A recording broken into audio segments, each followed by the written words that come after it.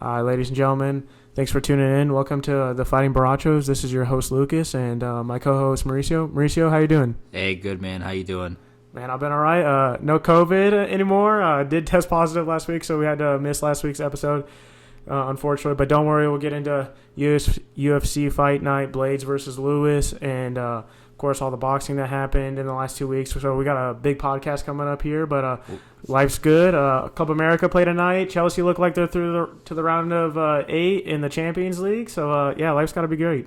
We'll see, man. We'll see. At least, like you said, you don't have COVID, and yeah, we have a lot to talk about. Let's get into it. Yeah, for sure. All right, so UFC, let's start with there, man. So 2 weeks ago, we had UFC Fight Nights, Blaydes versus Lewis. Man, what a knockout. for sure, yeah. Blaydes was definitely looking for the ground and pound there, and I think Lewis even said it in the post-fight interview. He was just waiting for Blaydes to shoot, and when he shot, it was game over. Game over. Yeah, honestly, I think he might still be asleep right now. To be honest with you, I don't know if he's woken up quite yet. Well, that list was bad before. Now imagine what it is. Yeah, man. Curtis Blaydes just got put to sleep by Derek Lewis. Curtis Blaydes was dominating though, the whole 2 rounds. I'm not gonna lie to you, he was definitely taking care of business up until then. I thought he looked good. I don't know if he was dominating. Maybe he won that first round up on the feet, and I think you called it though. You said that if it stays on the feet, Lewis wins with a knockout. Yeah, man, I was lucky. I actually put in that last minute parlay. I put in that Dacus would beat Oleinik, and then that Derek Lewis would win, and that ended up paying out. So thank goodness for that. But no, Derek Lewis just has that crazy power, man. Like, just one punch will just put you right to sleep. Yeah, he does. Like, have that one punch power, and it'll be interesting to see off of this fight night. What's that with him winning? What does that set up for him in the heavyweight division? Do you think? To be honest with you, it's kind of a crowded heavyweight division right now. You have Stipe Miocic at the top right now, slated to fight Francis Ngannou next. Number one contender there. Yeah, number one contender right there. In theory, Derek Lewis should be the next one up, to fight whoever's up next. Whoever wins in Miocic and Ngannou. But I think we all know John Jones is going to step in there, to be honest with you. I think it's crowded just because of John Jones. Yeah, and I think him, Cocaine Bones Jones, I think he shouldn't be given the championship fight right away, but he also did vacate the light heavyweight for this. So he was a champion.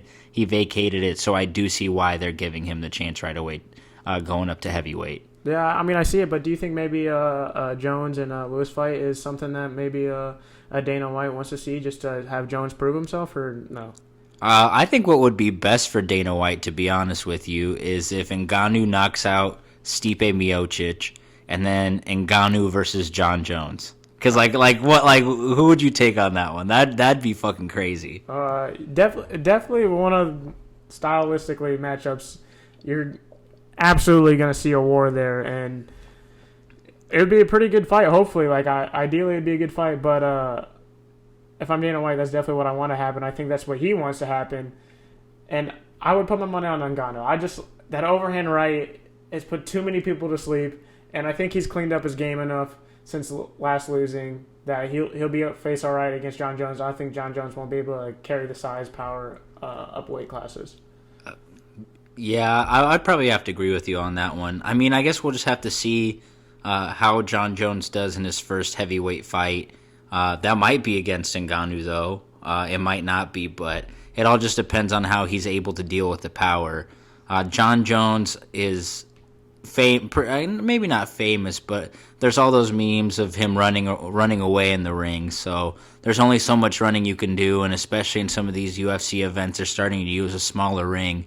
So that could play in part of it. But yeah, bigger guy, smaller ring, not enough room for John Jones to run anymore. So we'll see how it goes. Yeah, enough of the theoretical here. Let's get back into some actual real heavyweights that have actually fought in heavyweight division. Tom Aspinall, Andrei Arlovsky. Any thoughts on that fight? Man, I called that one. Andrei Arlovsky was on, I don't know what kind of losing streak he was on, but he was on a losing streak.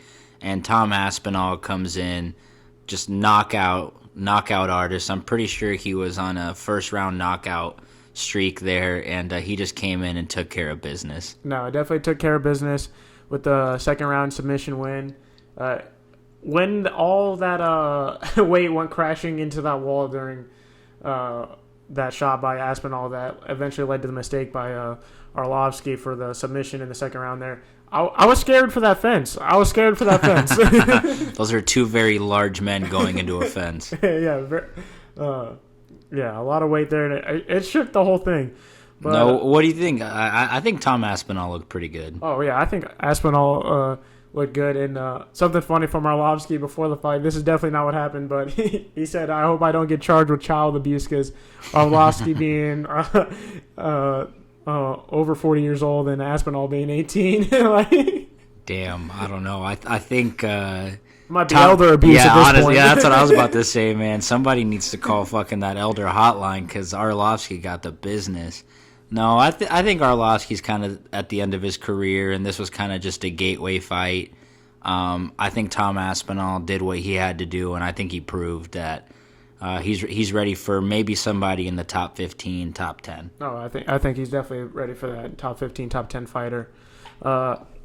Oleinicki, probably no longer at heavyweight top 10, and thank goodness, because he did not look like a top 10 fighter against Dockhouse. See, I don't know about that, man. I definitely get where you're coming from, that he didn't look good against Dawkins, but Oleinik is definitely a guy that can he can finish a fight. I mean, I know before Dawkins, I think he had maybe he had lost his previous fight, but the two before that, he had gotten some anaconda chokes. So for an old man, he's still in there, but nah. Dawkins definitely took care of business. So there was no contendership there. It was all one-sided. Yeah, definitely one-sided. Early KO. Dawkins got 3 KOs in all 3 of his UFC fights, all in the first round as well. So definitely probably wants to look up for a step up in competition. Definitely didn't get there with Oleinicki. I think maybe that's what he wanted and what Dana White wanted. Was that the Nebraska boy? No, Dockhouse? No. Who's the Nebraska boy? Derek Minor. We'll get into that next. Don't worry. The 402 represented on this card well. Sorry, I'm getting ahead of myself, but I can't believe that we didn't talk about that previously. Yeah, definitely. Derek, we're going to do a little bit, but yeah, Derek Minor from the 402. Got to rep the 402. Definitely. You think Oleinicki fights again?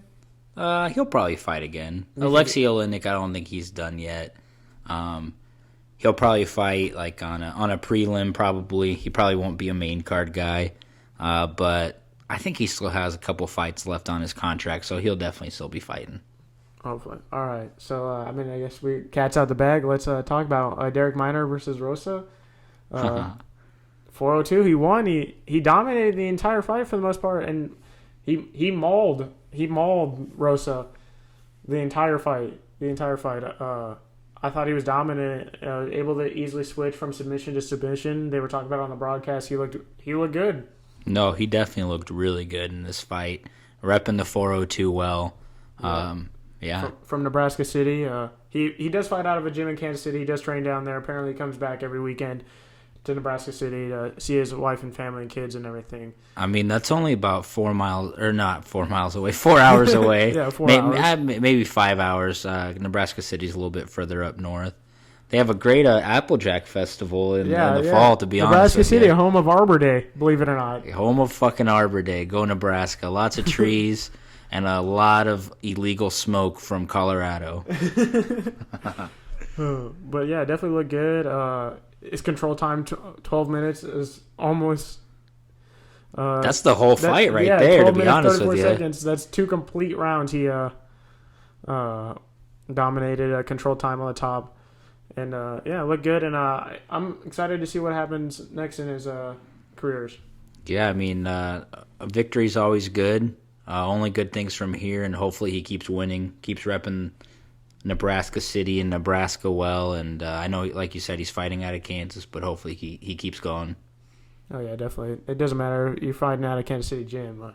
He's from Nebraska. No, for definitely real. Nebraska, born and bred in Nebraska City. Yeah, I mean, that's kind of nice. You don't really hear about a lot of UFC fighters being from Nebraska, to be honest with you. Yeah, definitely not. But don't worry. Best boxer in the world, Terrence Crawford. Omaha, Nebraska. Better believe that.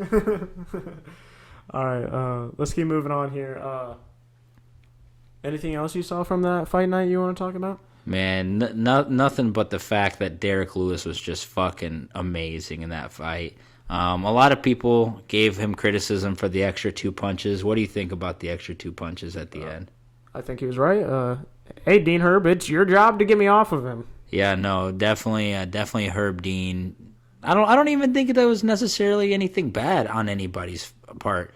Herb Dean tried to react as fast as he could, and then Derek Lewis kept going until the referee stopped him. So I don't see why anybody was mad about that. Definitely, the celebration looked a little bit excessive. I know you'll probably call me a hypocrite for that one, but I don't know, that DX chop, that suck it, was a little bit excessive as Curtis Blaydes was on the ground unconscious, but come on, man. That's a lot of testosterone rolling through that man's body. Come on. No, I get it for sure. And like I said, that's just me being nitpicky. But if anyone's going to be mad about anything, I could see how they would have a leg to stand on about that. But the 2 punches at the end, you definitely got to keep going until the ref stops you. And as far as Herb Dean goes, I think he tried to stop it as fast as he could. Oh, yeah, for sure. What do you think about him in the post-fight press conference? He's in the ring. He says he doesn't want to fight 5 rounds. Like, I know he's a big guy, but come on, man. You got to fight 5-round fights to make them big paychecks. Got to main event these things. Dang, who said that? Derek Lewis said that. He said he just want to do 3 rounds. He don't like 5 rounds. Dang. He came into the fights talking about how he's been better conditioned. He's got a new conditioning coach and everything.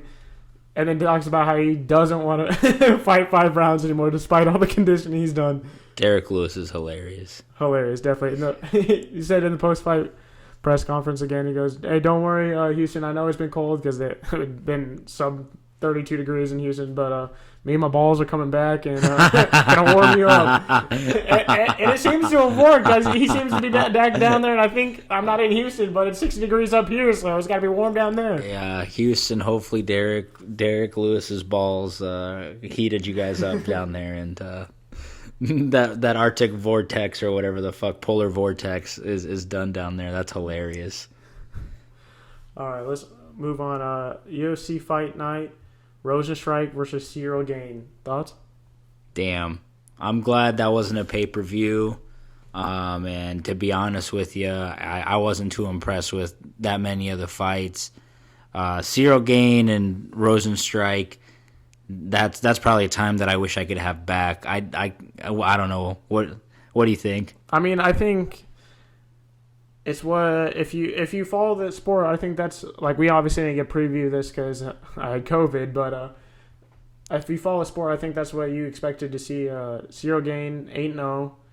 He's a fast fighter. He moves around a lot, and Rozenstruik just looks for the right hand power and is very slow on his feet and was easily picked apart by Cyril Gane. I think on all the cards it was 45-50 for Cyril Gane, and he easily dominated Rozenstruik.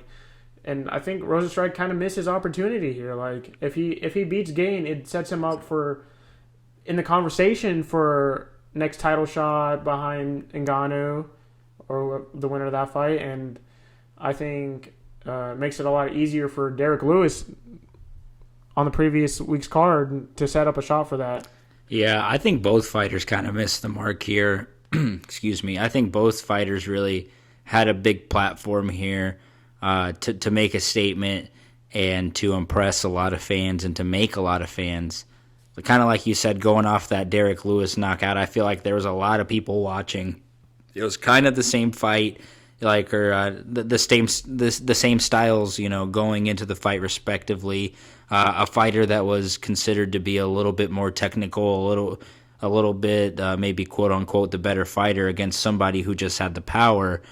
So maybe people were expecting that Rozenstruik knockout ability or something like that. I think we just get kind of knockout hungry in the MMA world. We see a knockout, 1 week, and we expect every week to be like that. So I think we were a little bit disappointed by that. With that being said, though, like they definitely missed a chance. Like Cyril Gane, nothing against him. He won the fight. I get that, but come on, you can't tell me that if either of them would have knocked each other out, like that would have been better. Or like the fight just the fight definitely was a slower paced fight. Rozenstruik didn't want to engage at all. Cyril Gane, like I said, did what he had to do to win, so I definitely get that. But it was a very boring fight. I was definitely watching the Canelo fight at the same time, and to be honest with you, I switched it about halfway. I had the laptop going with the Canelo fight at the beginning, and then the UFC fight night on the big TV, and I had to swap those out halfway through because there's not much going to that fight. There definitely wasn't. I think maybe UFC victim of its own success here, coming off of the week before with Derek Lewis and the highlight knockouts and the pretty good fighting we saw on that card. I think from top to bottom, and this card kind of just didn't have it. Yeah, like there's just a lot of decisions this last go around, and like I said, I think we just get knockout hungry. There's still a lot of good MMA that went around, but definitely a lot of more drawn out thing. There was Alex Caceres, who I think he has probably the funniest nickname ever. He goes by Bruce Leroy. Pretty good. Yeah, pretty good. I think he's a featherweight. He's got an afro, but on one of his first fights, he came in wearing like an actual like Bruce Lee, not the leotard, but like the onesie. Anyways, he goes by Bruce Leroy. Hilarious. Totally thought he would come in and dominate the fight, which he did. But he was the fight went all the way through to decision, and he definitely could have finished it. There was a point in there where he had the guy in a pretty good triangle hold. Yeah, Kevin Crewman, his opponent, in a triangle hold. Yeah, and somehow he let go. Like the guy was probably going to tap out, hands down. It was in there deep, and I don't know if his legs just got tired or what, but he let him out of there. And I'm not going to lie to you, that was part of my parlay that the fight would not finish, so I'm a little disappointed that it did. Yeah, actually, on this card, one finish. All the rest decisions. Yeah, I know. But Alex Caceres was good. I think he looked good. He outstruck his opponent 97-26 in total strikes. Definitely 97-26. Yeah, 97-26. Jesus, fuck. Yeah, definitely. and he still couldn't finish. But yeah, exactly. I think to gain popularity and to gain momentum, I think you either have to look significantly dominant and look good while you're being dominant, but also knockouts are the name of the game. Yeah, and I think you see that top through bottom in the UFC. Knockouts are the name of the game. Knockouts are submissions. Knockouts are definitely the bread and butter. But I'll take a submission. I feel like we're heading into a world where there's just a lot of decisions. And I get it, the hardcore MMA fans are probably going to make fun of me for saying that because they're like, oh, yeah, of course, the better the fighter, the more even the fight, the more decisions there's going to be. And I get that. But come on, we're here for the knockouts, baby, or I'm here to watch somebody get choked out or get Kimura'd, Like, let's see something. Let's do something. And not that these fighters, make a lot of money compared to boxing, but let's earn that paycheck, Yeah, are you saying that as the fighters get better and the UFC continues to evolve and the MMA world continues to evolve, you think we'll see more and more decisions as time goes on? Yeah, I think that, and also, to be honest with you, MMA is so competitive because especially the UFC, because the UFC is the top tier. Once you get to the UFC, not only are you at the top, but you have to maintain. A loss at the UFC means a lot. You know what I'm saying? Like, you lose, you're all the way back down at the bottom. 2 losses, you're almost fucking out of there. Yeah, 2 losses, and it seems like you probably won't get another shot in the UFC if you don't win your next fight. So what's... I don't blame the fighters for not necessarily wanting to put themselves in danger of that knockout, because to get the knockout, you also kind of have to put your chin out there in certain situations. You also have to go in there swinging a little bit harder. So I get their hesitancy to not want to be finished because they want to keep that record, and it's a whole lot easier to do what Cyril Gane did, to do what Alex Caceres did, and just keep beating the guy up, maintaining distance, and just taking it to decision and winning. Not striking your opponent. Yeah, and I'm not saying there's anything wrong with that. That's the smart way to win, and if that's how you're going to win, well, win. You can't really complain about somebody winning, but I could see the future of MMA going into that, and that could just be kind of boring. You think that deters from the sport? I definitely think that's true, and it's something that Dana White will have to address in the future and try to figure out how to make sure that not a lot of decisions or a lot of fights go to decision. But thankfully, unlike boxing, that something that Dana White doesn't have to worry about is it seems like judges for the most part understand who's winning the fight, and you don't have to worry about some guy getting it stolen on the cards. I feel like for the most part, man. compared to boxing anyway. Compared to boxing, we'll get into it later. But Adrian Broner's fight was definitely debatable 2 weeks ago against Santiago. Man, I don't know. I've definitely seen my fair share of questionable calls. None more questionable than Jon Jones versus Dominic Reyes for the fucking championship, man. I'm telling you, Dominic Reyes had won that fight. There's no way that he lost that fight. Talking about losing 2 fights in a row, he lost his next fight against Blachowicz, right? Yeah, Jan Blachowicz. Oh, and man. That guy, Polish power. We'll get into Jan Blachowicz as well as we preview UFC 259. Yeah, we'll definitely get into the Polish power. All right. So I think that covers for the UFC for the last 2 weeks, previous fights. All right, let's get into my bread and butter, boxing. Miguel Berchelt, Oscar Valdez. Man, Fight of the year, knockout of the year even. It's still early, but that was a great fight. Definitely great fight. I think Eddie Reynoso was able to train his fighter Oscar Valdez very well to use his most powerful weapon against Miguel Berchelt. If you watched ESPN preview the fight, Andre Ward said it with Timothy Bradley that Miguel Berchelt was susceptible to Oscar Valdez's best shot, the left hook, and it was a left hook that ended up putting him down, or it was a hook anyway to the face. It was a right hook, but the left hook definitely played its part, put him down the first time, and then for the second time it was out cold for Miguel Berchelt next time he went down. Valdez just completely controlled the whole fight. It was a coffin, bro. The whole fight. Yeah. With the exception of maybe the third or fourth round, maybe. Yeah, it was maybe close. Maybe that could go to Berchelt. But up until then, Valdez completely controlled the fight. It was a one-sided fight, in my opinion. And if I'm not mistaken, they knew each other beforehand, right? Yeah, they had a previous history. Valdez had been chosen as the 2012 U.S. Olympian, or not U.S., sorry, Mexican Olympian by the Mexican Committee. And Berchelt definitely felt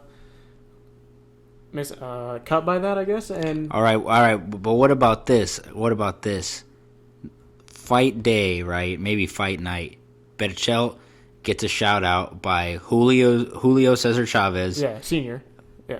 And he gets a shout out by the Mexican president. Yeah, FaceTime both of them, bro. Yeah, but nothing for our boy Valdez. Yeah, of course, nothing. Yeah, and Valdez beat that man. I think that had something to do with it. Yeah, definitely. I'd definitely be slighted too. I think that may have had something to do with it. And I think he just used that all for the motivation. He said in his post-fight preview or post-fight interview with ESPN there that he was, hey, no one believed in me. No one think I could win this, and he won, and he did. He won dominantly. He used the left hand to great use. I think him and Eddie Reynoso, his trainer, who also trains Canelo, definitely the best Mexican trainer that I know, if not the best trainer in the world, Eddie Reynoso. Where do they train out of, do you know? Guadalajara. Yeah. So, yeah. Yeah, I mean, that was just an impressive fight, to be honest with you. I mean, he switched up. A lot of shots to the body there, and he just softened him up. I mean, It was just completely one-sided. Well, we saw things from Valdez that we never seen before. He also fought from a southpaw position as well, and he was able to use it well. And I think they were calling during the fight, and maybe even a little by Andre Ward and commentators, and after the fight that maybe it went too long for Berchelt. Did you have any thoughts on maybe stopping that earlier before we saw that brutal knockout? I mean, the ref definitely wanted to stop it. The ref kept asking him like, "Hey, are you okay? Are you good to keep going?" He didn't look like he was in it to me, bro. He didn't look like after that first knockdown, and even a little bit after that, he looked a little dazed. But that's like a part of boxing, and Yeah, I think that's on the trainer to step in. Yeah, it's Berchelt's corner. It's definitely on the trainer. I don't know if it went too far. I don't know if it went, if it should have been stopped earlier. I'll go as far to say as it was stopped at the right time. Berchelt definitely looked a little bit wobbly. His eyes looked a little bit dazed before then. I definitely get what you're saying, but Berchelt, especially being a Mexican champion, he's not gonna want to stop. He's not going to have that quit in him, so I definitely get that. And I definitely get his corner not wanting to throw the towel in because that would just look bad. Yeah, it was for a championship fight, so definitely understandable. Exactly. No, but I have more respect for that than what happened between Canelo and Yildirim. Yeah? You think Canelo and Yildirim throw you off? You don't like how Yildirim was pretty much just there for the paycheck, it looked like? I mean, it pretty much looked like that's what he was there for. It. I mean, he pretty much just pulled a Jose Canseco against what was that? Who did he fight?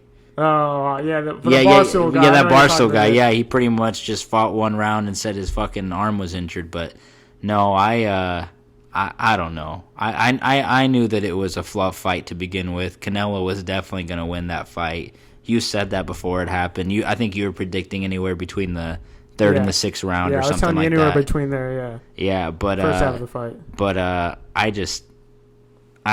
don't know, man. How are you gonna throw in the towel that early? I didn't even think he got rocked that hard. To be honest with you. Yeah, exactly. He didn't even look that bad. He definitely got knocked down in the round previous, in the third round there, and he hadn't really thrown anything like he obviously was being dominated, but. They had said coming into the fight that he wanted to be aggressive, and he didn't come out aggressive at all. And then he paid the price. He wasn't aggressive. He let Canelo dominate, take center of the ring. He was able to outwork him, and then to call it off, I don't think so. I don't think he was that hurt. No, I think he definitely could have kept going. I mean, but I guess to him, like you said, maybe he was just there for the paycheck. His corner figured. It was going to happen anyways. Canelo was going to win. Might as well just save him the damage. I don't know, but definitely just a fluff fight in there. And now what does that set up? All right. Well, one, I think it was definitely a fluff fight, and I think that the WBC, the president of the WBC came out earlier this week and said, hey, maybe we should look back on mandatory challengers and how that works because Yildirim wasn't coming off a win. No, he lost his last fight. Then to go fight for the belt? Yeah, that makes complete sense. No. Are you kidding me? That almost makes as much sense as having TJ Dillashaw come back and fight for a belt after he got busted for PEDs. But anyways. EPO, yeah. But yeah, so definitely boxing as a whole needs to look into that. But definitely sets up a fight May 8th, Canelo Alvarez, Billy Joe Saunders. That's gonna be good. That's gonna be a good fight. We're at March 3rd right now, so that's pretty much 2 months out. Yeah, I think they wanted to do it right around Cinco de Mayo, right? Yeah, May 8th. Yeah. So right around there, they fighting on the Mexican holidays for sure for Canelo. Oh yeah, it was fucking that was a good fucking. Did you watch the Canelo fight? Yeah. Man, that was some good fanfare. They had some good fucking performances. They had the Mexican national anthem to start with. That got me all jazzed up. I'm not gonna lie to you. I was chubbing out a little bit, and then they had some great performances by some Spanish artists and in Spanish nonetheless. So that was nice. Yeah, definitely nice. And so previewing, we'll get into a little bit, I guess here. Billy Joe Saunders, if you haven't heard of him, he's a middleweight, super middleweight belt holder, and Canelo's trying to unify that belt. He's Billy Joe Saunders, I believe, is the IBF champion. He's trying to unify the super middleweight division, and I mean, he's good. don't get me wrong, Saunders, but Canelo is going to be years better than him, and I think Callum Smith was definitely a better fighter than Billy Joe Saunders, and Callum Smith was another English fighter that Canelo had fought in November, I believe, or early December, and Callum Smith looked nothing the part of coming close to beating Canelo Alvarez. So you think Canelo all the way on this one? Yeah, probably late 8-9 round knockout. Probably. Hopefully, like if I'm Canelo, I want to knock him out and hopefully set up another fight with Triple G for the trilogy. I mean that's what he's aiming to do there. I think I definitely have to go with Canelo. I mean, obviously, got to go with my fellow Mexican on that one. And like you said, I think he can take care of it. I think he can take care of business for sure. Yeah. I mean, what hypothetically, what do you think would happen? Canelo today versus Floyd Mayweather today because prime Floyd, or today Floyd Mayweather. Today Floyd Mayweather or maybe even prime, because I think Floyd Mayweather got Canelo when he was young. Oh, he did. He got him a little bit too young. So I guess I'd say Canelo at his prime, Floyd Mayweather at his prime. What happens? I mean it's a close fight. Floyd.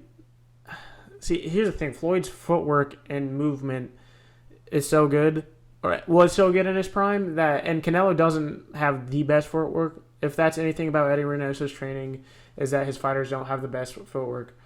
But I think Floyd is still able to It would be a boring fight. You would have all this hype, and it would be a Manny Pacquiao fight with more power and less speed from Canelo, I think. And I think Floyd still wins. But I'd give more than a puncher chance to Canelo to win. Yeah, I mean, I'm not going to speak on it, obviously, because I'd be one-sided, say Canelo would win. So I'm gonna have to take I'm gonna have to go with what you're saying. Floyd Mayweather, definitely one of the best, if not the best, in boxing of all time. So they put him on the WC belt. His picture's on there. No arguing there. So I don't know. It was just a hypothetical question. So. Yeah. So definitely, I think we're taking Floyd Mayweather in that fight. But let's preview some this upcoming weekend. UFC 259, probably the best. No. Let's not get ahead of ourselves. You skip Broner. Oh, yeah. Let's talk about Broner. Hold up. Yeah, let's hold the horses here. Broner. Okay, talk about terrible scoring. Broner wins this fight against Santiago, something that he should have easily won, and he didn't. On the broadcast, on Showtime's broadcast, they had someone scoring it, and it was a draw on that guy's card. Let me get the score cards out here, but I'm pretty sure Broner won one of the cards 118 to 112. Another one 117 to 113, and then the other one was a draw. And I don't see how that could have happened. I think most of the boxing world couldn't see how it happened. I think Broner is almost enabled by his training camp and things to act the way he does, and I think those cards enabled him even more because he didn't look good. He didn't land a strike, by CompuBox's numbers, did not land a strike in the first 2 rounds. On 2 of those judges' scorecards, they gave it to him. Really? Yeah. So you think they're just kind of trying to fluff him up, kind of bring him back up a little bit? Yeah, definitely. Yeah. So 116 to 111 was one card by Tom Carazone. Glenn Feldman 115 to 112, which definitely could have been that, could have been close. Close. I could see that at least. And then Peter Harry goes along 117 to 110, and if I'm boxing, him and Adelaide Bird are 2 judges I don't ever want to see scoring my fight. They're that bad? They're that bad. I don't ever want to see those names ever on my card scoring my fight if I'm fighting. But yeah, I mean, Santiago was deducted 1 point for hitting below the bell or after the bell, which was debatable because even in that you saw Broner hit after the bell, and then I think Santiago just retaliated, and it was way after the bell, but it was a little harsh. There was no warning or anything like that. So, I mean, we'll see if Broner comes back. I hope. And also, he comes in. Sorry, I'm going on a little bit of tangent here. Oh, no, you're this good. Gets me a little heated. He comes in. They're supposed to fight at 140. He doesn't make weight. Broner didn't make weight? No, he doesn't make weight. He fights. So they're like, oh, whatever. We'll fudge the numbers. They'll fight at 146. He comes in 6 pounds over. Come on, bro. You're coming back after over 2 years of hiatus where you got absolutely dominated by Manny Pacquiao, and you're not going to make weight? There's no way. There's no reason for any fighter to not make weight. Yeah, no reason, bro. Like, he couldn't make weight at 140. That's crazy. I don't like him. Is there like a purse deduction for that? Yeah, like, he gave Santiago maybe a couple 100,000 more. Who cares, bro? Like, yeah, especially because he won. Yeah, exactly. I don't know. Just annoying by Broner there, like not being able to make weight, and I think it's embarrassing for the sport. Like, yeah, that's not good. That's not good at all. Like, if you're a fighter, if you're taking this seriously, you should definitely at least be able to make weight. Yeah, definitely. What at one point in time was one of the premier talents, up-and-coming talents anyway, in boxing. And I think people just got in his ear and said, hey, like, I need you to back in the gym. And I think people throughout his life have enabled him, and I think boxing enabled him again in this fight by not making weight, fudging the numbers, so Santiago got a little bit more money, and then those cards were absolutely outrageous. Should have not... Like, I could see him winning maybe 115, 112, but it wasn't 117 to 110. It is if you want to make money as a promoter. Yeah, definitely wants to make money as a promoter. And I don't know what's next for him. It'll be interesting to see if he fights again. He'll fight again. He'll fight again. I don't want to say hopefully he fights again, but when he'll fight again, yeah. Yeah. Well, it'll be interesting who Al Heyman pairs him up with. But, I don't know. For his fucking sake, he needs to get his shit together because he's got a lot of debt. So yeah. He needs to start. I guess not start because he already won, but he needs to keep winning fights and keep getting them checks. Yeah. All right. So UFC 259. Are you? Yeah. Let's transition back into UFC. Before we get into 259, did you hear Khamzat Chimaev is having issues with COVID? So he had COVID. He was supposed to fight Leon Edwards. That fight got canceled, obviously. It looks like earlier this week when he was training didn't go well. It actually looked like he posted to his Instagram story of after him training, he coughed up some blood. So he actually got a little bit emotional, put something on his Instagram saying that he was done training, he was done with the UFC. Later on that day or a couple days after, Dana White, being the good promoter that he is, released another statement saying, no, Khamzat Chimaev was just a little bit emotional. He was training when he shouldn't have been. He's on some sort of steroid for his lungs to get better. And he shouldn't have been training. He should just be resting for a couple months. And I think he was just trying to get in the gym too early. Khamzat Chimaev since then has released another statement saying that he is back.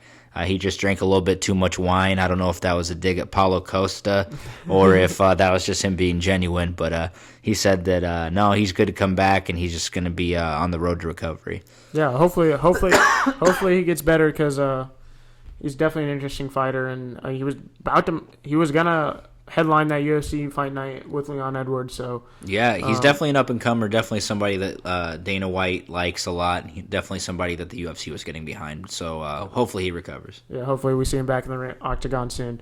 Did you see that fight? Did you see that on it was an MMA fighter. He wasn't affiliated with UFC, but that wide receiver from Oklahoma, he's yes, getting the living crap knocked out of him in the bathroom. He was being used as a mop to clean up the piss in some Oklahoma bar. Like, that looked like the equivalent of Oklahoma Brothers or something like that. Yeah, definitely. Yeah, and that's why I always say, Lucas, never fucking run your mouth at a bar.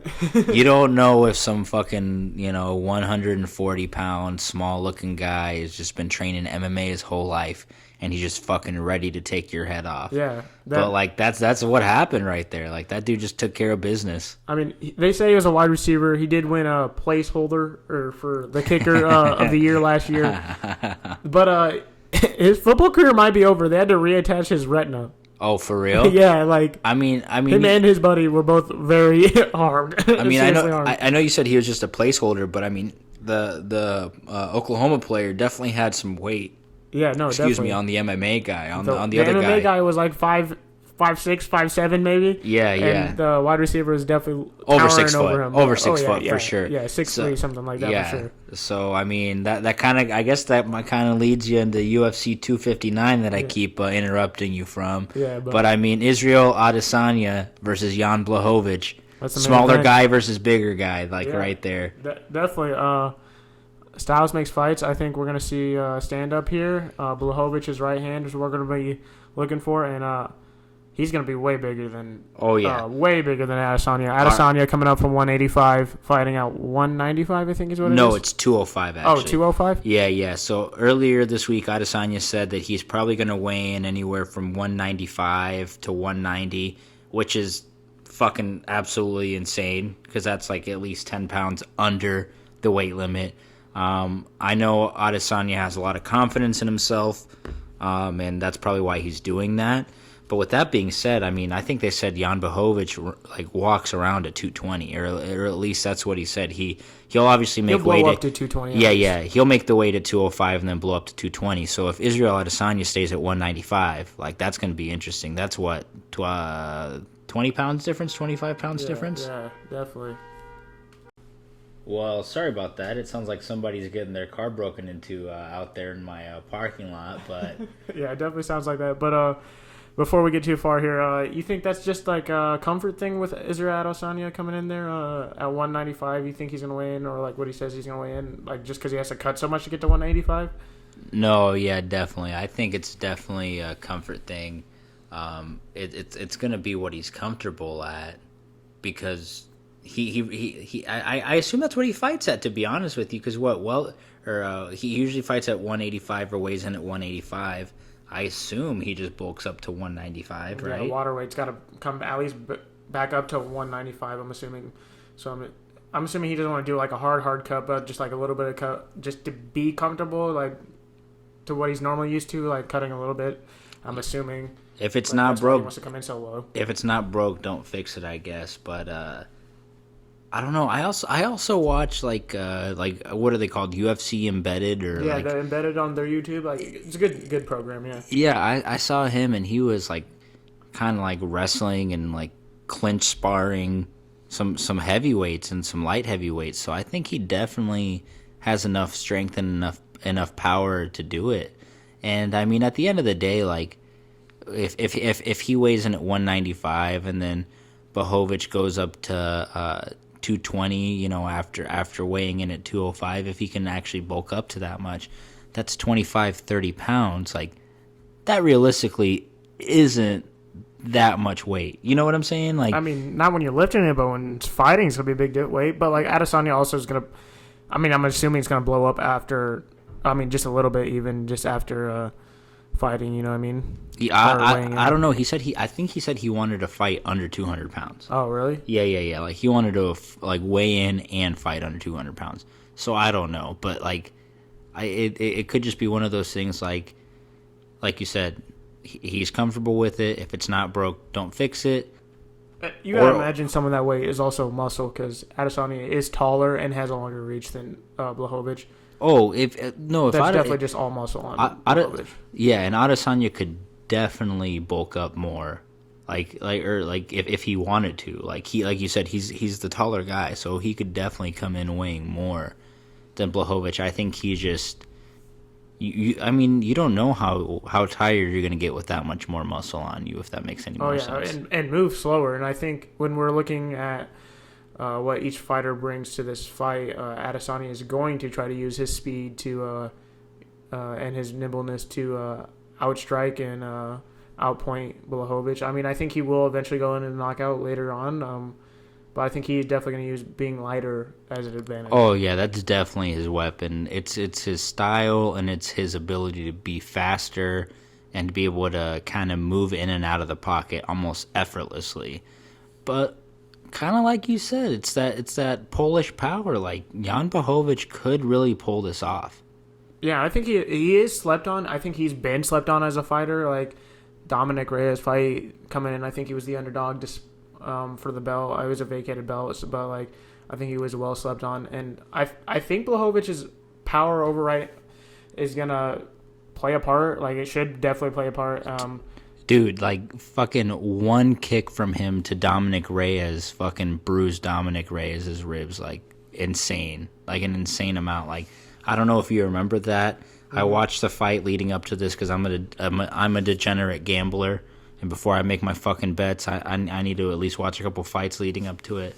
But he fucking literally landed one body shot to the ribs, and it was an instant purple bruise. Like that thing looked bad. Yeah, I think Blachowicz coming up to this fight is looked good in his last 4 fights. I mean, it was a split decision against Souza.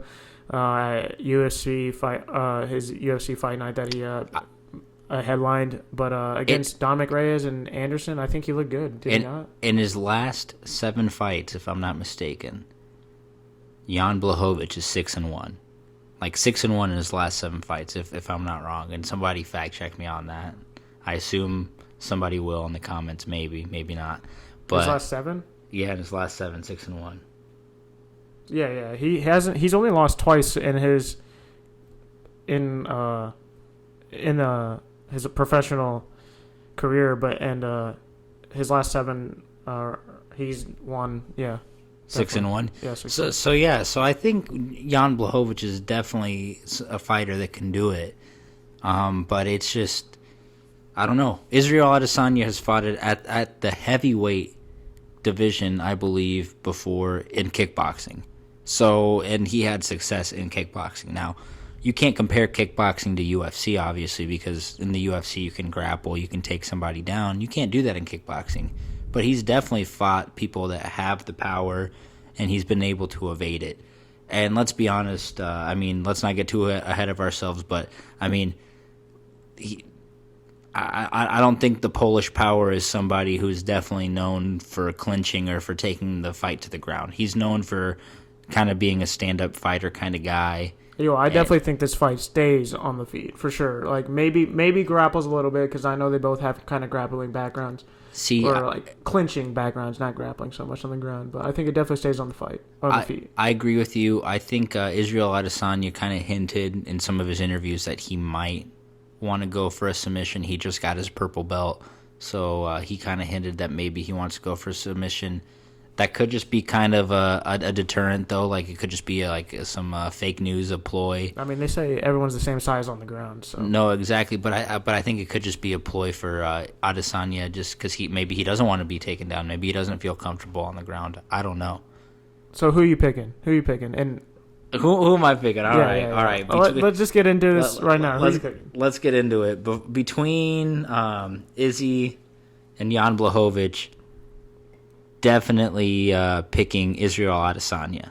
Jan Blachowicz is just to quote Lucas earlier, aka Pookie, to quote him, puncher's chance. That's what Jan Blachowicz has. I know he has a lot more to offer than what I'm just saying there, but at the end of the day, against Israel Adesanya, he only has a puncher's chance. All right, how does Izzy win this fight? What does he use to negate that power and ultimately end up winning this fight in convincing fashion? He uses what Izzy has always used, man. He uses his quickness in order to create distance. He uses his to be honest with you. To be completely honest with you, he's going to use calf kicks. Like, I'm calling it right now. The last 2 weeks in the UFC has been fucking calf kicks. And I know all you fucking softies over there have been bitching on all the fucking Reddit pages and all the UFC chat groups on Twitter and on Facebook that, some of you guys that have been bitching that calf kicks should be banned because it's detrimental to the sport. Bullshit. Calf kicks are beautiful. I think it adds to the sport, and I honestly think that is what Israel Adesanya will use this weekend to beat Jan Blachowicz. Calf kicks. When dissecting the two fighters, you see the power, and best way to take away someone's power is hitting their lead leg, and I think that's what Adesanya does here. Yeah, I mean, you take their power away, you take their mobility. Yeah, it's a smaller ring, though. Adesanya is not going to be able to create as much distance. It's a smaller ring in this UFC Las Vegas Apex, I believe, compared to normally. I don't think he creates... I mean, I'm not saying that he doesn't win, but I'm saying he won't be able to create as much space, and maybe you think Blachowicz is able to take advantage of that, not having so much space in the ring. I mean, I don't know dimension sizes, but I mean, I think it's considerably smaller, at least. I think it's 5 square feet smaller. So, I mean, if you think about it, I mean, 5 square feet, 5 squared, that's 5 times 5, that's 25. So, 25 square feet. Nice math. I'm proud of you. Of less octagon. Thank you. You did get that Southeast diploma, huh? Southeast High School. Let's not get ahead of ourselves, all right? Yeah. But anyways, 25 square feet less of octagon, so it could play a role. But I honestly think that's why the calf kicks are going to have to be implemented here, because if you're able to slow Jan down more than he already will be compared to Izzy, I think that's the key to victory here. I mean, honestly, if I'm looking at this fight, one fight that I would look like in the past is Izzy's last fight. It was Costa. Paulo Costa? Yeah, Paulo Costa. Bigger man, strong, or more muscular. He's taller, or just as tall, I think. Or, I mean, not taller, but... Yeah, I get what you're saying. Same dimensions, same body type, same... power, things that Blachowicz has, and I think the similarities between Costa and Blachowicz are very similar. Just the weight is obviously the biggest thing between those two. That and to be honest with you, Blachowicz isn't at the same level grappling and on the ground, because Paulo Costa, being a good Brazilian, has a lot of jiu-jitsu background there, so. Let's be honest. Paulo Costa was undefeated. He was 13-0, man. Going into how legitimate that is, we'll debate on another time. Well, I mean, there's no debate. Is he put that to fucking rest? You know, it's legitimate. His 13-0 is without EPOs and steroids. I don't know if you read into that, but Brazil mejor do mundo. We won't talk about that, you know. But no. Anyways, so back to Izzy and Jan. Yeah, I'm picking. I mean, I really like the odds. If I'm a bettor, I really like the odds for Blachowicz, but I think my brain tells me to go with Adesanya. Yeah, man. I think I'm just going with Adesanya just for the simple fact that. Hey, if you have 100 laying around somewhere that you don't need though, and you want to make you money fast and volatile, put on Blachowicz. Oh, I mean, definitely. If like you said, if anybody has a puncher's chance in this, it's Blachowicz, because it's going to come down to that Polish power. It happened to Dominic Reyes, and to be honest with you, but okay, let's talk about this honestly. Let's because this is something that not a lot of people, especially in mainstream media, are going to talk about because they don't want to just come out and say it, but we'll fucking say it. Israel Adesanya moved up because he thinks he can fucking just beat the shit out of Jan Blachowicz. Yeah, I think in his own head, I think he's the best fighter in the world. No, not even that, but if Israel Adesanya and if his camp didn't think that they could soundly beat Jan Blachowicz, they wouldn't move up to this division, in my opinion. Because it doesn't make sense. Israel Adesanya has already ran his division. He can continue to be the champion in his division, no fucking problem. No questions asked. He can continue to make the great pay-per-views. He can continue to make the good money. And he just moved up just out of nowhere. For legacy, though. Legacy. It's got to be for legacy. For legacy, but at the same time, it's because he's Jan Blachowicz is probably the easiest contender. Well, in the light heavyweight division for the last couple of years, because John Jones is no longer there. Exactly, John Jones wouldn't go up there, and before John Jones, I'm pretty sure it was a DC. It was Daniel Cormier, yeah. And you can't tell me those are Hall of Fame fighter names. Yeah, exactly. Adesanya wasn't going to beat either of them. to be honest with you. And I don't know if Adesanya beats other light heavyweights. Like, I mean, he beat some of them, but not all of them. So I don't know. I think Adesanya definitely made this move at this time. It's the right time, yeah. Because he felt like this is the best time. Because he felt like he could take Jan Blachowicz. With that being said, what happens if Adesanya wins? I mean, I think this is definitely a legacy play here, and if he wins, he is one of, I think, is it five fighters that have owned belts at the same division? I mean, Conor McGregor. He'll be the fifth. He'll be the fifth. Okay. Conor McGregor's one. Amanda Nunes is defending both of her belts right now. I think at her in the female divisions, the only two that we have right now. I think. Yeah. Do you think Adesanya? I mean, obviously that it's a big legacy thing having belts in two divisions. Do you think he defends them both at the same time, or do you think he vacates 185? I mean, he has ran through that division. No, he did have an interview today or earlier this week where he did say that he will for sure go back to 185. He doesn't want to hold up the division, and he is going to go back to 185 if he beats Jan Blachowicz. Even if he loses, he's going to go back to 185. If he wins, I believe he plans to try to defend both. What do you think this says that for his legacy winning? If he wins this, obviously. What's next for him if he does win? Who's next at 185 then? Okay, so or even lightweight. Okay, so if he wins this, he is pound for pound number one best fighter in the UFC right now. In the UFC, okay, yeah, for sure. He's better than John Jones. Better than John Jones, and all right, hear me out. Better than Khabib. No. Yes, no. Yes, hands down. Just okay. Hear me out. Just because Khabib hasn't fought doesn't mean he's better. He hasn't fought in two different weight classes, and he won't have simultaneously held the belt like Israel Adesanya will if he can pull this off. And that's coming from a Khabib hat or a Khabib a Khabib hat wearing guy.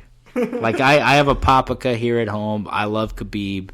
I'm a big fan, but I don't think that we can say that Khabib is better than Israel Adesanya if Israel Adesanya has belts in two different weight classes and Khabib does not. Do you think just off of legacy alone that brings Khabib back? Like if you're Khabib sitting at home, seeing Adesanya winning two belts and holding them at the same time, do you think that brings him back at all? Nah. I mean, he could clean up easily. I think he cleans up easily against 145 and 155 division. I don't think... maybe not 145 with Max Holloway, but that'd be the most interesting fight, I think. I don't think Khabib necessarily gives a fuck about what Israel Adesanya is doing. I think if Khabib comes back, it's going to be because he either misses the sport or because Conor McGregor is currently holding the belt. I think that is the only way that Khabib comes back. All right, enough about Khabib. I think that's a definite Adesanya legacy play there. Hopefully he does win. Yeah, for sure. Adesanya, I hope. So like Reyes next then at 195 or 205, I guess, for light heavyweight if Adesanya wins. What do you see next? Because I mean, not to come at Dana White in the UFC, but there's no one in this light heavyweight division that I think look at and go belt winner.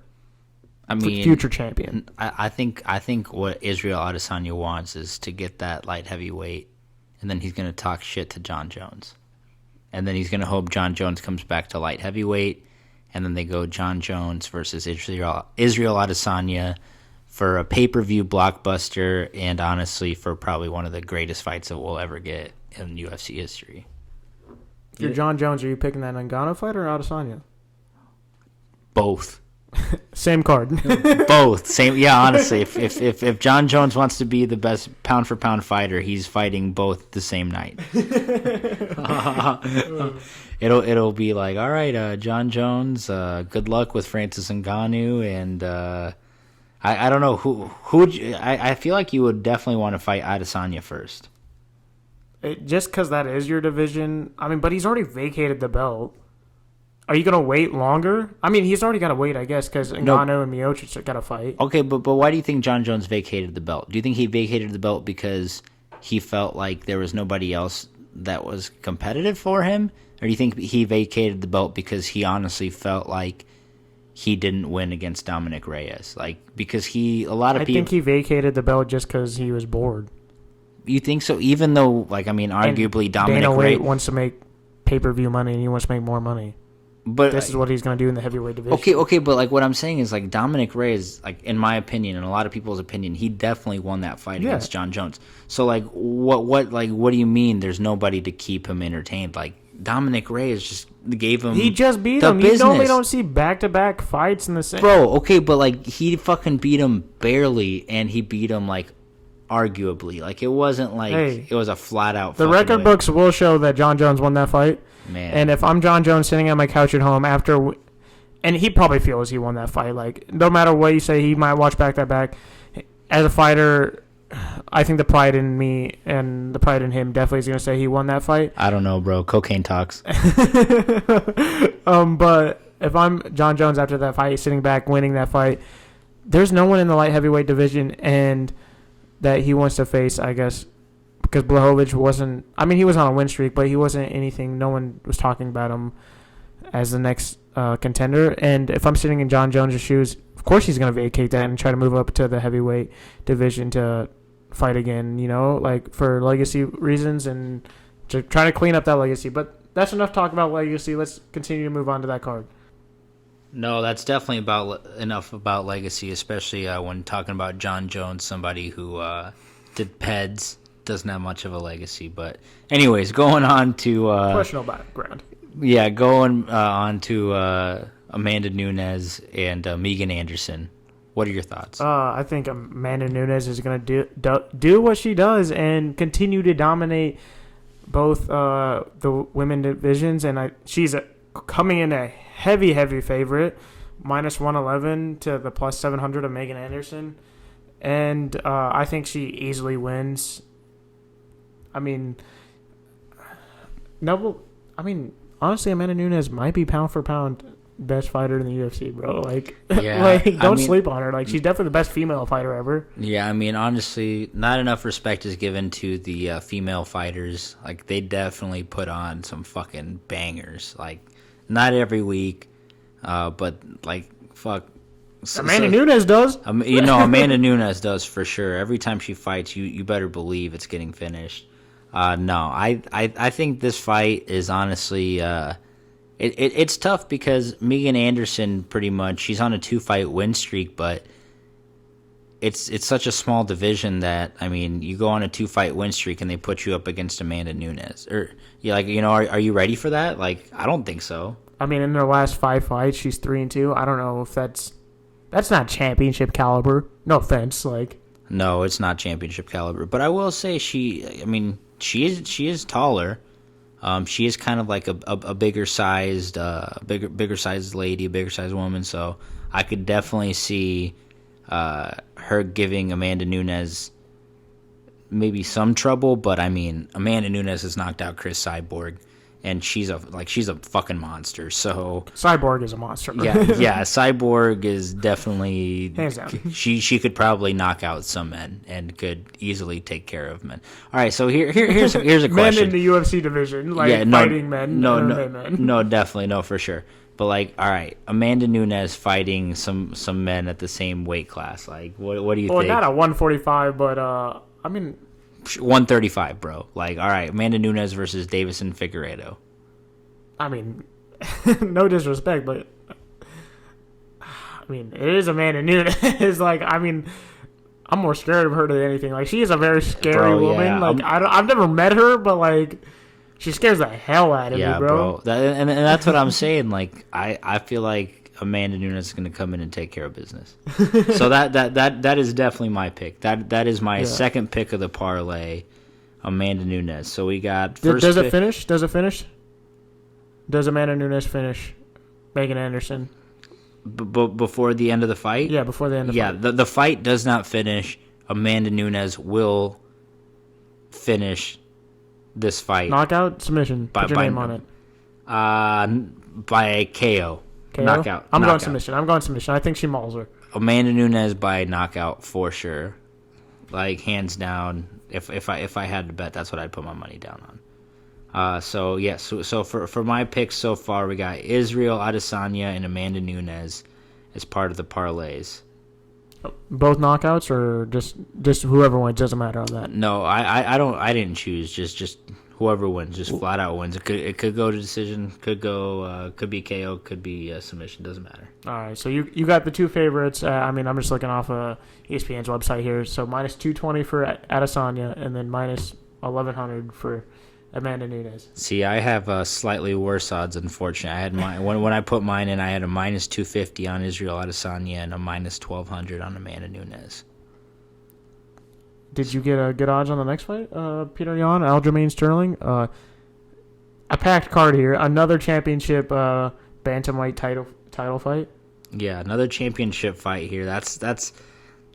This is going to be a good fight. This is going to be a good fight. I'm not going to lie to you. The last two fights that we just talked about, Amanda Nunes, I think that's going to be definitely a one-sided fight. One-sided, that one. The other one, calm down, bro. Israel Adesanya versus Jan Blachowicz, I feel like is going to be a good fight.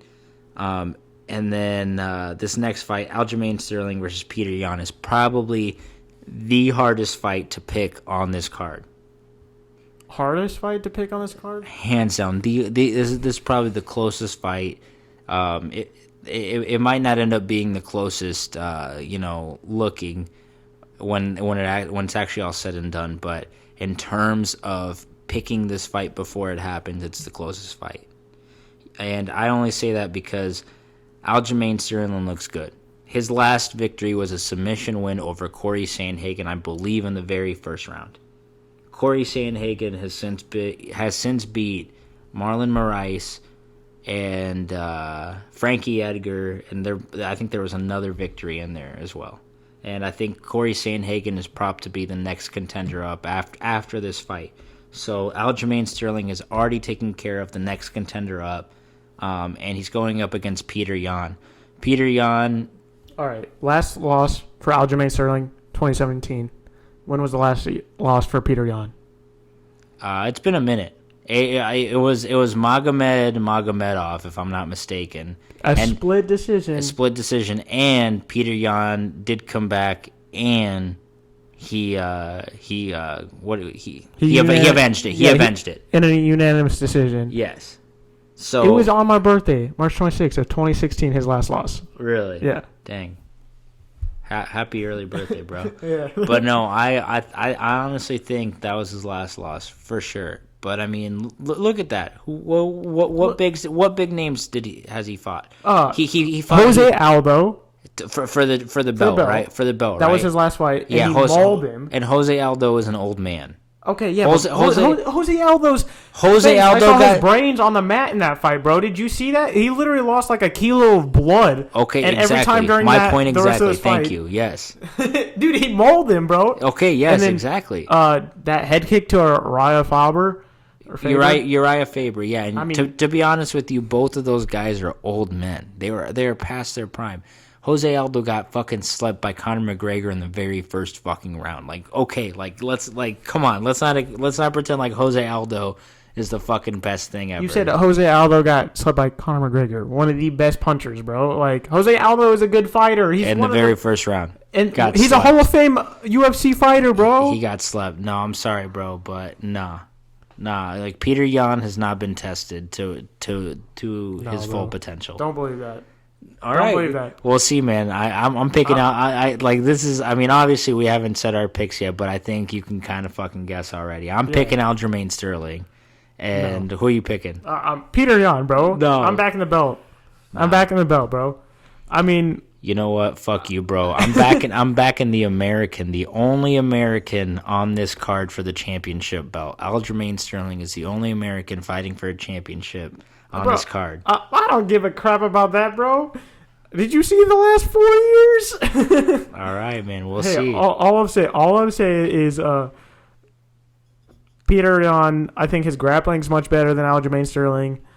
I think Peter Yan hasn't faced any grapplers. What are you talking about? Dude, he mauled the hell out of Aldo, bro. He mauled him. I think he's a bulldog, bro. He's coming for that. He's coming for that neck, bro. Like literally the only thing that people say is that the only criticism they have against Peter Yan is he hasn't faced somebody who's a wrestler, who's a grappler. Aljamain Sterling is a world-class grappler and a wrestler, hands down. I think Peter Yan makes a statement. Nah. If Aljamain Sterling can get this to the ground like he did with Corey Sandhagen and fucking either make him tap out or knock him out on the ground, that's the way it's gonna happen. No, bro. No. I'm calling it right now. So far, even though you disagree with me and you're fucking wrong. Yeah, right. Calm down there, buddy. We'll see Saturday. My picks so far are Izzy Adesanya, Amanda Nunes, and now Aljamain Sterling. Yeah. So Izzy Adesanya, when I put it in, was a -250. Amanda Nunes, -12. Aljamain Sterling, -110. So all Izzy and Amanda, obviously the favorites. Aljamain Sterling, that's you can probably that's a pick 'em, yeah, pretty much. Exactly, bro. Like, you're coming at me for picking Peter Yan, and even Vegas says it's a pick'em fight, bro. Like, the pick'em of pick'em fights, they're both -110 right now on ESPN. I said that going in. This is the hardest one to pick, but I'm just telling you, I feel that Aljamain Sterling will come in and he'll come in and take care of business. No, USA. Say USA all you want, bro. USA. I guarantee in this next fight, you're not picking Drew Dauber, bro. Hey, whatever you say, you Soviet backing motherfucker. Sounds like it's coming straight out of Putin's mouth. All right. No, all right. I'm picking Peter Yan, and I think he does it because I think he will have a better grappling, and I think that's what it's going to end up being, is a grappling fight, and I think you're on crack cocaine if you think Peter Yan's going to have better grappling than Aljamain Sterling. I think Peter Yan is known as a boxer, man. I think Peter Yan is known as a stand-up fighter, and Aljamain Sterling definitely is known better as somebody who possesses a strong wrestling background. So I think if it goes to the ground, I think Aljamain Sterling takes care of business. I mean, to be fair, the fights that I have watched of Peter Yan, he's looked good grappling. He literally got out of a grapple, like out of the clinch against Uriah Faber, and then threw the head kick and then knocked him out, bro. Cold. It's easy to look good against Uriah Faber. Whatever, bro. All right. No, we'll see this Saturday. Aljamain Sterling will prove me right, hopefully. So yeah, what's next? What's next, Pookie? All right. Drew Dauber versus Islam. I can't say this guy's name. Islam Makhachev. Makhachev, yeah. All right. Both up and coming. I don't know about Drew Dauber. He looks like he's had a struggling background, and I know Makhachev. You said used to train with Khabib, right? Yes, Makhachev still I believe, still currently trains with Khabib. I think he is also fighting out of AKA gym, which is the gym that Daniel Cormier used to fight out of, is the gym that Cain Velasquez used to fight of, and obviously it's the gym that Khabib used to or currently fights of. I don't know. Depending how you look at that. Yeah, depending on how you look at it. You said, Khabib is definitely. I guess it's said by DC, by Daniel Cormier, that out of the two, he believes Islam Makhachev is the better wrestler. So I mean that's a pretty big claim right there. I think this fight's going to the ground, and oh yeah, I mean wrestling is definitely going to play a part. Sounds like he's a big favorite, right? Or against. Yeah, no, he definitely is the big favorite. Islam Makhachev is. He's the -360 favorite, so -360 there. Drew Dauber is the +280 underdog. So that's that. I don't know. But with that being said, Drew Dauber does contain that knockout power. He has 11 knockouts to his name. The last 3 fights that he's won have been knockouts. Yeah, 3 knockout streak. But with that being said, his last loss was to Dariush. And Dariush, not to be disrespectful here. He submitted to him in the second round. Yeah, he submitted to him in the second round. He's probably a mid-grade fighter right now. So if compared to Makhachev, I'm pretty sure there is no comparison. I think Makhachev is better than Dariush.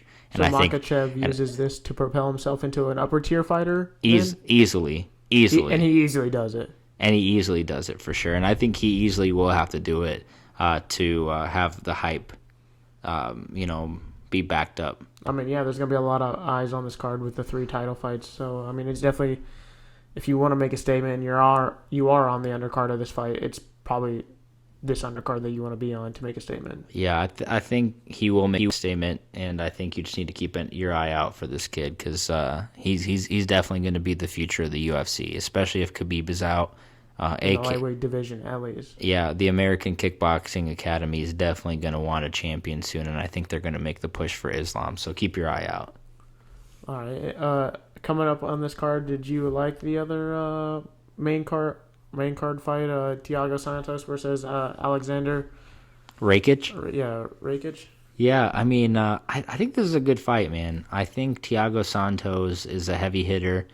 Another Brazilian guy, so he's probably good with the jiu-jitsu, not confirmed there, but you can only assume.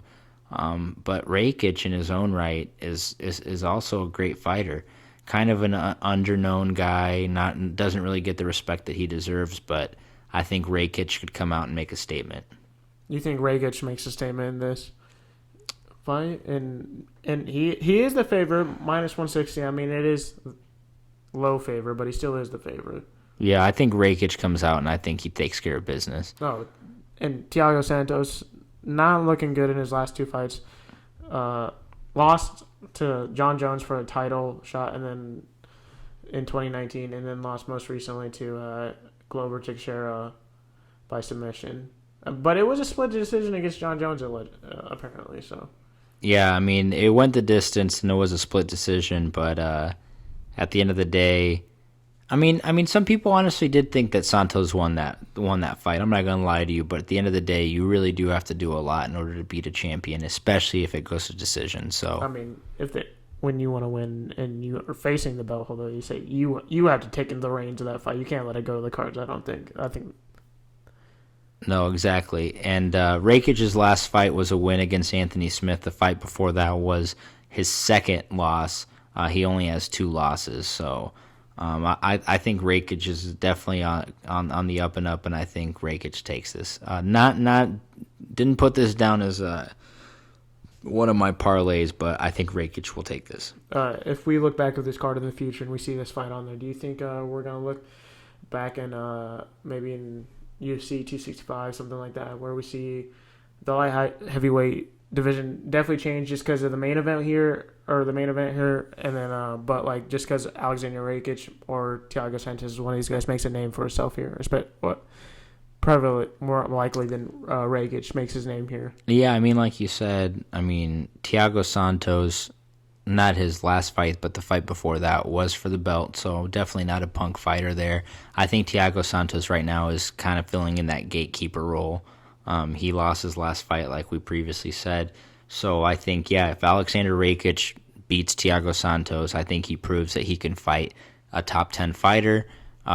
He probably won't fight for the belt right after this, but he will definitely fight maybe, I guess at this point, maybe a top 5 fighter. And if he wins that fight, then he'll probably go on to fight for the belt. Yeah, so title eliminator and then belt fight. So if Rakic probably beats Thiago Santos, if he beats him, not probably. I don't know who's going to win this fight, but if Rakic wins this fight, I think a good fight for him would be Dominic Reyes. Oh, you think so? Oh yeah, for sure. Because then we can see where he's at. Yeah, I think that's a good measuring stick. But I'm gonna make you put your name on this. I don't care if you didn't bet on it. I want to hear when the fight ends, who wins it, and how. Alexander Rakic by knockout. Second round. Second round. Second round. All right. Hopefully, a good fight to look here forwards to. The rest of the card here, that was the whole main card there. Yeah. Anything to the prelims that you're looking out for? Any fighters you want to? Oh yeah, definitely. Turn our eyes to. Definitely the featured prelim: Dominic Cruz, the old man, facing Casey Kenny, the up and comer. Casey Kenny, what's his record, man? 16-2-1. Yeah, what's his last couple fights looking? I'm pretty sure he's on a winning streak right now. Yeah, I think he's on a winning streak. I know Dominic Cruz is not on a winning streak because he's lost against Henry Cueto for the belt and Henry Cejudo. Yeah, sorry, my bad, bro. And then lost it again for the belt right before that. But Casey Kenny, he's on a 3-win fight win streak. Wood, Healy, and then Smolka. Yeah, so I mean he is on a 3-fight winning streak. I mean they are against some no names, and I mean with that being said though, I mean Cruz's last 4 fights have been for the belt. Like he won, he beat T.J. Dillashaw for the belt. Believe it or not, that fight, T.J. Dillashaw versus Dominic Cruz, was on Fox. Sorry, ESPN, but was on Fox, and that was the fight that made me a UFC fan, bro. That's crazy, and you know what? That was in 2016. That's forever yeah, ago. That's amazing. I remember exactly where I was watching that fight. I was little high school me watching that fight in my bedroom.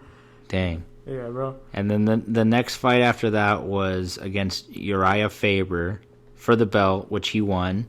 Yeah. After that, he faced Corey Garbrandt, which is no punk, and he lost to him for the belt 2016. Didn't fight until 2020 when he fought against issues in there, right? Yeah, for sure. He fought against Henry Cejudo, and he lost in the second round by a TKO. So Dominic Cruz has up to this fight been a championship caliber fighter. He has been fighting for the belt. He's been active. So we can't really dismiss him, and we can't say that he's a punk fighter. I mean, between 2010 and 2016, or late 2016, he was the face of the 135 division, bro. Like he was, like, don't forget, at bantamweight he was the best fighter and one of the faces of the UFC early on. And I think UFC, due credit to them, he's one of the reasons why they're only growing. I think he's one of the best fighters the UFC has ever seen. No, for sure, and he's still one of the commentators. He's still an active commentator. So for ESPN, he does a lot of work for the UFC. UFC's got a lot to be thankful for with him. Yeah, and let's not forget he's 22-3. So it's not like he's lost a bunch of fights. Like, I mean, he is an older fighter, but it's not like he's washed up. So I honestly like to see. I like Dominic Cruz in this one. And that's my other part of the parlay that I put in this week. Dominic Cruz over Casey Kenny. Now, Casey Kenny, a lot of people like him. I believe he is the favorite in this one. Yeah, he's definitely a favorite. It's kind of a pick-em, I feel like, on this one, too. But with that being said, I mean, he's won his last 3 fights, but, I mean, they haven't been by knockouts. It's been in decision. You know, his last 2 fights went into decision, and his third fight he won by a submission in the first round. So Cruz, not as old as I thought he was. 35. Casey Kenny, 29. Do you think that? I mean, like, Cruz has been fighting for a while. Like I said, he from 2010 was when he first, or 2007 against Uriah Faber was the first time he ever fought for the belt at WEC 26. His next championship fight was March 5th. 2010. He's been fighting for a while. Do you think that the wear and tear on his body is going to play a part of this fight? I mean, maybe with the injuries, maybe there is some slight wear and tear. But with that being said, I mean, his last fight was against Henry Cejudo. It only went 2 rounds. Before that, he hadn't fought in about 4 years. Because of injuries. So I'd say he's pretty fresh right now, man. If anyone's pretty cleared up, if there's any fog in his head from being hit too much, I feel like it's been cleared up. So I think he's ready to go, and I think, if anything, this is going to be a statement fight for him, and he's going to have to come out and not necessarily but he's been knock on him and out. Off, bro. He's been on and off. For due to injuries. So, but I don't know. Like, I guess is what I'm saying is, like, we're gonna have to see. He's gonna have to prove himself and see. We're gonna have to see where he's at. But I think that's why he is on a prelim card, because he's on that proving ground, and I think Casey Kenny will be a good proving point, and I think he will easily take care of him. Okay, easily takes care of him because of the experience. Okay. Because of the experience. All right. Are we saying this fight goes the distance or no? I don't know. I don't think so. I to be don't honest, know. if I'm gonna put my name on it, I don't think it goes the distance. I mean, I think it does go the distance. If Like, Dominic Cruz wins that decision, what would you say is next for him? What do you think happens next? He's an older fighter. Do you think it's not for the belt? Do you think he goes for the belt again? Like, oh yeah, I mean, like this is to see where he's at and to see if he can beat an up and comer, and if he does win this fight, which I think he will, he's gonna fight somebody again in the top 10, if not in the top 5. His last fight before this was for the belt against Henry Cejudo, so I mean, you can't say that he hasn't earned it. you think Dana sits back and hopes Dominic Cruz wins, and then whenever TJ Dillashaw does come back from the EPO suspension, that he does fight Dominic Cruz for the belt automatically? Maybe. I know that's slightly controversial. No, but what do you mean? Isn't this Davison Figueiredo's the champion, right? Oh, okay, yeah. If Dominic Cruz has a fight, or do you think? Okay, maybe not for the title then, I guess. No, yeah, because look, I feel like Dana's trying to line up that fight anyway. Oh, he'll probably be lining up that fight, but I don't know. Fight you want to see? Nah, I mean, it'd be a fight that I would want to see just because I've followed the UFC for a while, but I don't know if that's a fight that some of these, like newer UFC fans are going to want to see. I don't know if that's going to draw the big numbers, to be honest with you. Yeah, it's one of those fights that are definitely like, hey, if you know the UFC, you know this is going to be like a good fight, and there's a lot of history here, but I don't know if I'm a new fan or a fan that doesn't know much, or fair weather fan where I'm just coming to see the big pay-per-views, that I don't know if that headlining that event or even just being on the card, that's something that's going to draw my eye other than TJ Dillashaw coming back. Yeah, and like you said, I mean, Dominic Cruz has been out of it for a while, so I mean that just I feel like fighting is just like in the moment kind of sport. Like, yeah, you have to be active to be in the to be in people's minds. Yeah, hands down. People will forget about you so fast in the fighting game. So I think that has something to do with it. If Dominic Cruz can come in and win the fight, then maybe if TJ Dillashaw comes in and does another fight and is able to win that in an impressive manner, then they'll set that one up, because then it'll be two fighters that are on a winning streak. But I don't think they'll just set it up to start off with. I think if I'm Dana White, I want to see that rematch right away. Just having TJ coming back, despite the EPO and him not proving himself for however long he'd been. 2 years he'd been suspended, I guess. Yeah, I think they'll want TJ Dillashaw to fight for the belt right away. So I think the only way that happens is if Dominic Cruz is able to build his way back up. But I honestly don't know if TJ Dillashaw will be able to win the belt outright when he comes back, because I think steroids do make a big difference, and if you're used to using that when you compete, if you have to just go at it naturally, I feel like that'll actually make a difference. I mean, I mean, definitely probably does make a difference. But for those who are looking out for like steroids and everything, like I mentioned it earlier, Costa on being on steroids and stuff. If you haven't seen this video, go look at the YouTube. Joe Rogan's talked about it. The YouTube video about about Costa and how easy it is to avoid testing in USADA, even with the testing and stuff like that, and how it is easy to avoid that kind of thing.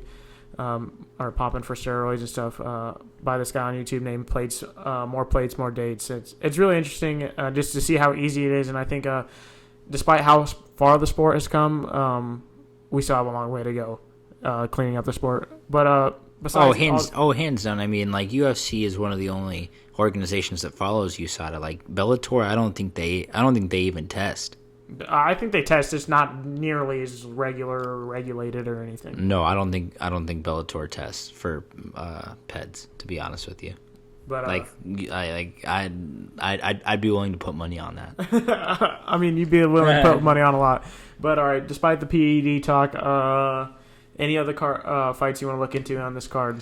Nothing too crazy, but maybe to keep an eye out. Song Yadong. Kind of a fun name to say. Fighting Phillips. Kyler Phillips. Kyler Phillips is 8-1. Song Yadong 16-4. Song Yadong is a pretty good striker. Kyler Phillips is on a 3-fight win streak. Song Yadong right now, though, is part of the Chinese, pretty much. I don't know I don't know what to call it, but it's pretty much there's a movement in China to create good MMA fighters and UFC fighters. So Song Yadong is at the forefront of this. So if he's able to pull this off, it'll be something good for China. Yeah, definitely. I mean, China's most populated country in the world. If I'm Dana White, I definitely want to get in those pockets. And if Song Yadong's able to win here, I think it's one way he's gonna be able to do that and bring more eyes and more and more money to the sport. So. Oh yeah, definitely. And any fights that you can get that have fighters from a different country is a good thing for the sport. It'll only expand it. And like we said previously, Aljamain Sterling, the only American fighting for a championship belt this weekend. So, I mean, that's pretty impressive. But I'm back in the real red, white, and blue Russia. So wow, dang, dude. All right, bro. I hope the NSA is listening. I hope the FBI is listening as well. We have a real commie bastard over here. All right. All jokes aside, I heard that you might have more betting tips for us for the rest of the weekend here. Liverpool, Chelsea tomorrow. I'm assuming Liverpool's definitely got to be the favorite in that. Anything else you want to keep our eyes out just in case if we want to line our pockets with some more money? You think Liverpool's a favorite on that? I mean, I've got to assume Liverpool's reigning champions of the Premier League. No, I'm taking Chelsea on that one. You're really taking Chelsea? Yeah, hell yeah. I mean, I know they're undefeated with their new manager and everything, and I'm a Chelsea fan, like, through and through. Like, I'm taking Chelsea 100% on that. Liverpool just lost to Everton like 2 weeks ago. Yeah, I know. Thank you, Everton. Yeah. Fucking made me some money on that one. But yeah, I would definitely take Chelsea over Liverpool on that one, 100% of the way. All right, I don't know about that, but what else we got this weekend for soccer? I mean, tonight here a little bit, or just kicked off. We got my fellow Americanistas out there Tijuana taking on the Cholos in Tijuana. I don't care what happened against Atlas. I don't want to get into it. We won the game. It doesn't matter if we had to forfeit or whatever. It's fine. We're still Liga champions at the end of the season. Santiago Solari is going to lead us in his first season to a Liga championship. I think, I don't know about all that, but you guys will definitely beat Tijuana tonight. That should be an easy win for you guys. I know the Cholos, I like betting on them usually. I like them as a good upset team, but I don't think they pull off the upset tonight. So I'm calling. I would probably go in on that one right now if I were you guys. If you guys are trying to make a quick bet, at this point it'll be too late. America, I would put it in. America to win bet or draw no bet. So if it's a draw, the bet is canceled. Other than that, we have Cruz Azul versus Mazatlan. Cruz Azul wins. Yeah, Cruz Azul all the way. La Máquina, let's go. Other than that, coming up on Friday, Valencia versus Villarreal. I'll probably take Valencia on that one. Speaking of La Liga, though, Copa del Rey today, man, that was some fucking crazy shit. Barcelona was down on aggregate 2-0 against Sevilla. 70th minute, I believe. They're able to get Barcelona's able to get a goal, so they're still down 1-2 on aggregate. Fucking 94th minute, Barcelona's able to equalize it. So now it's 2-2 aggregate, forces the extra time. Barcelona is able to win it in extra time, 3-2. Like, I mean, people say spend millions of dollars, you should be able to win championships and trophies. Buy trophies all you want, Barcelona. I don't care. Get out of here. People say the NFL is scripted. If anything is fucking scripted, probably it's La Liga. Let's go. Come on, man. All right. So Sunday morning, hopefully, we're going to record a podcast later about UFC 259. But beforehand, Manchester City, Manchester United. Oh. I mean, Manchester Derby. I know Manchester City's been good, but you get plus 500 odds on Manchester United. Are you taking that? You get plus 500 on United? Yeah, United. Nah, unfortunately, I'm still taking City on that. You poser. All right. Thanks for tuning in, everybody. All right, tune in this weekend, UFC 259. Big card, 3 championship belts up for grabs here. Hopefully, we'll see some interesting fights, and we'll see some knockouts here and finishes. Peace.